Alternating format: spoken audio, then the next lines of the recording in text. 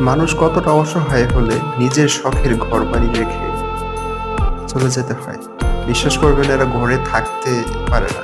এদের ঘর ভর্তি পানি। মোটামুটি মনে করেন চালের কাছাকাছি পানি। এখানে কিছু উদ্ধারকর্মী ভাই আমাদের আসছে এখানে। আসার পরে মোটামুটি এই বাড়িতে যত মানে ফ্যামিলির যতগুলো সদস্য আছে সবাইকে উনারা তাদের লঞ্চে নিছে। আস্তে, আস্তে নিতেছে। আসলে এই হাহাজারি সহ্য করার মতো না ভাই। বর্তমান মনে করেন বন্যার পরিস্থিতি এতটাই খারাপ, লক্ষ, লক্ষ মানুষ পানিবন্দী অবস্থায় আছে। এবং বিভিন্ন জেলায়, বিভিন্ন গ্রামে, বিভিন্ন থানায় এ পর্যন্ত টোটাল প্রায় ১,০০০ লোকের উপরে মনে হয় মারা গেছে। আসলে ভাই পরিস্থিতি কোন দিকে যাচ্ছে ভাই এখন পর্যন্ত কোনো কিছু বলা যাইতেছে না। দেশবাসীর কাছে দোয়া চাই, আল্লাহ পাক যেন তাদের কাছে তাদেরকে হেফাজত করে। আর যে